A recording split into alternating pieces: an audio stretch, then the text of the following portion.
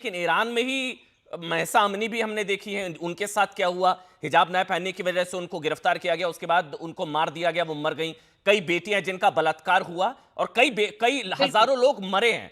तो ऐसा नहीं है कि खामनाई जी के जैसे आपके विचार है पूजनीय वाले, वो ईरान में भी नहीं है उनके लिए। तो हर तरह के मिक्स विचार है। सुबुई एक कमेंट आपका, सुबुई एक कमेंट मिक्स आपका। है, मिक्स जी वही मैं कह रहा हूं, वही एग्जैक्टली मैं भी वही कह रहा हूं। तो कुछ ईरान में भी जश्न मन रहा है उसके उनके मरने पर।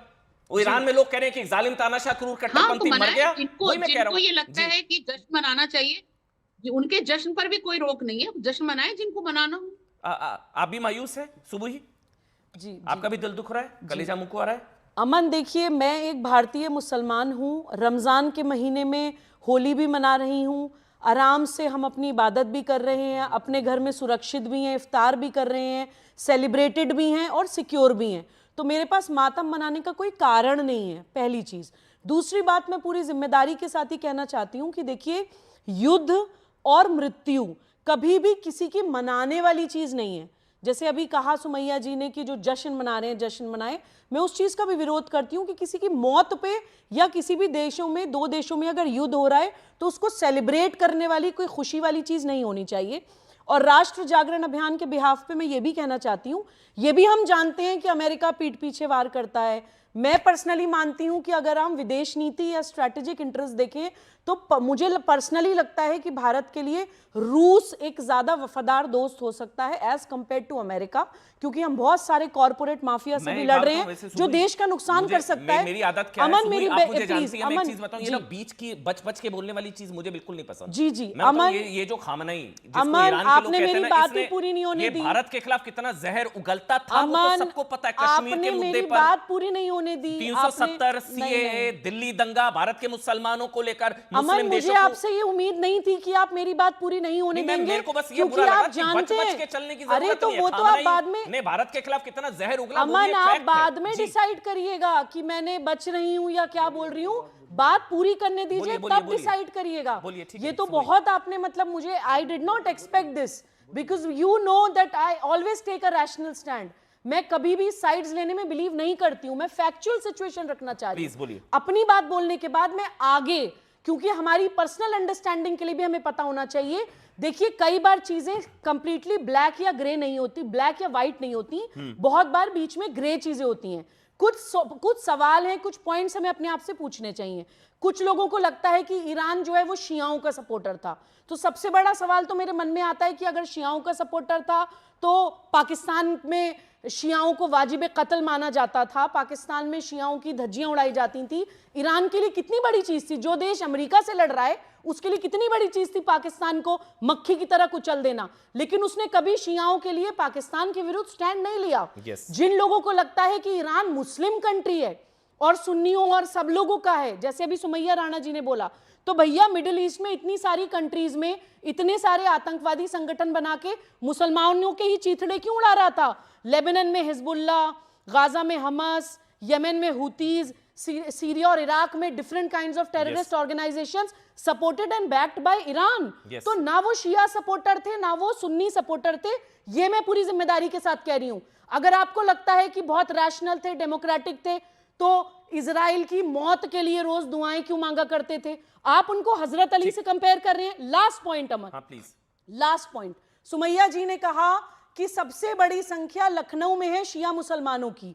अमन, मैं पूरी जिम्मेदारी के साथ कह रही हूँ कि ये जो सड़क पे शिया मुसलमान मातम कर रहे हैं ना, ये अयातुल्लाह अली खमैनी के लिए मातम नहीं कर रहे हैं। इनकी एक सेकंड सुमैया जी, अमन, मैं ऐसे डिबेट नहीं करती हूँ। I always have a logic, I always have a logic. जो शिया मुसलमान भारत में मातम कर रहे हैं वो अयातुल्लाह अली खमैनी के लिए नहीं कर रहे हैं। उनके इमोशंस को, खमैनी की मौत को जोड़ दिया गया है हजरत अली से, हसन हुसैन से, और शिया तो हसन हुसैन के लिए, हजरत अली के लिए हमेशा ही मातम करते हैं।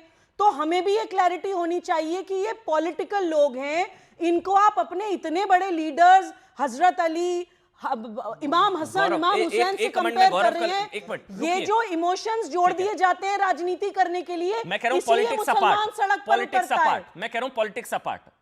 गौरव, आर्मी इस पर्सपेक्टिव से, सिक्योरिटी पर्सपेक्टिव से ये तो फैक्ट है, चाहे 71 की जंग, चाहे ये ईरान ने तो इंदिरा गांधी को भी धोखा दिया, चाहे 71 की जंग, चाहे 65 की जंग, फैक्चुअली अगर मैं आपसे समझना चाहूं, tell me if I am wrong, चाहे 71 की जंग थी, चाहे 65 की जंग थी, ईरान ने तो धोखा दिया। और खामनेई का जो पर्सपेक्टिव था सीए दंगे के दौरान या इसके अलावा जब दिल्ली में दंगे हुए थे, उसमें भारत के मुसलमानों को लेकर मुस्लिम देशों को इंटरफेयर करना चाहिए, ये तो सारे फैक्ट्स है ना।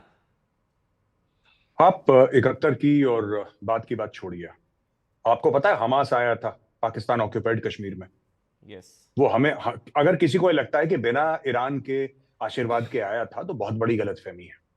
मैंने ऑन रिकॉर्ड यह बोला है कि अगर ये रेजिम चली कि कश्मीर में आग लगा देंगे जिस दिन इनके पास न्यूक्लियर वेपन्स हो गए, इनके पास जिस दिन न्यूक्लियर वेपन हो गए, कश्मीर में आप आग बुझा नहीं पाएंगे, पूरे देश में आग लगाएंगे। That is the nature of this regime. पर अमेरिका ने यह गलत करा कि इनको ये काम, इजराइल ने यह बहुत बुरा करा, ये काम उनको 20 साल पहले कर देना चाहिए था, बहुत लटका दिया उन लोगों ने। और अभी भी जो कर रहे हैं वो बहुत मुझे नहीं, ये फैलावा इतना नहीं होना चाहिए। आप सर्जिकल स्ट्राइक करिए, आपको जो करना है करिए, कर कुरा के खत्म कीजिए। अबे फालतू में रायता फैल रहा है, this is not good. But this man, Khamenei की बात कर रहा हूं, बहुत खतरनाक, बहुत ज्यादा खतरनाक। और जो लोग कह रहे हैं ना पॉलिटिकल, अब मैं उनका नाम नहीं लूंगा, बट जो कह रहे हैं कि साहब ये है और ये भारत के बड़े मित्र थे, हाँ, at a national level Chabahar port हमने बनाया, वहां पे हम लोग करा, वो सब बातें ठीक हैं, लेकिन आइडियोलॉजिकली देखिए, आप एक बात करिए, जो अभी हमारी बहन बोल रही थी, मेरे बाद जिन्होंने बोला था, तो वो कह रही थी कि साहब सारे मुसलमान बड़े गमगीन हैं। मुसलमान तो मरवा रहे हैं उनको। जो आपने वॉशिंग्टन पोस्ट का हवाला दिया, आपने क्या हवाला दिया? आपने बोला कि सऊदी अरब के क्राउन प्रिंस ने बोला कि निपटाओ उसको। यार तुम क्या देरी कर रहे हो? पाकिस्तान कह रहा है एयर स्पेस लो, जमीन लो, मारो उसको। तो ये तो खुद मरवा रहे हैं भाई। अगर आप किसी को न्योता देंगे कि आओ मारो और दूसरा आएगा, तो फिर नेतन्याहू और ट्रंप विलेन कैसे हो गए? जो असली विलेन है वो पाकिस्तान है, आसिम मुनीर है जिसने जगह दी। असली अगर आप कहना चाहते हैं तो सऊदी अरब का किरदार क्या है फिर? तो ये भी हमें देखना पड़ेगा। और आखिरी चीज एक बोल दूं आपको, ये लोग जो कहते हैं ना कि इजराइल ने इतने लोग मार दिए, फिलिस्तीन में मार दिए, वो बात सच है।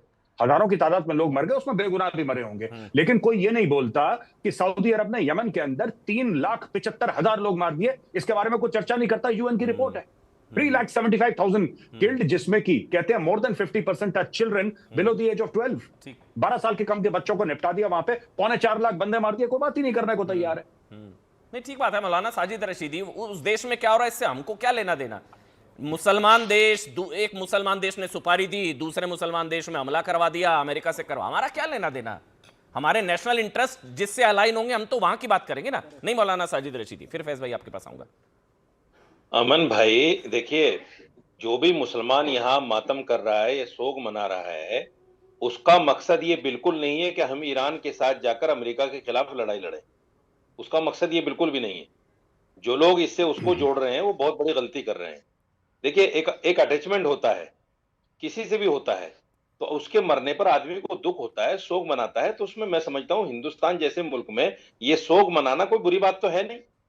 और अभी मुझे बड़ा अफसोस हुआ वो आदमी आपके मुल्क के लिए खतरनाक है तब भी शोक?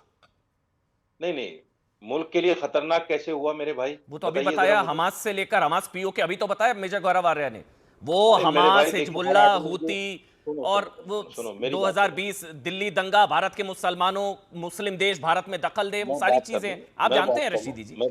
आपके मुल्क, आपके मादरे वतन के लिए खतरा वो आदमी। अरे मेरे भाई, मैं बात कर लूं जी। देखिए, मेजर गौरव आर्या ने जो कुछ भी कहा है, ये इनकी अपनी निजी राय हो सकती है। हर आदमी को अधिकार है कहने का। कोई ऐसा तो है नहीं कि जो मेजर गौरव आर्या ने कह दिया वो पत्थर की लकीर हो गई और उसको बिल्कुल जो है सोने के पानी से लिख देना चाहिए। ऐसा तो कुछ है नहीं। रुकिए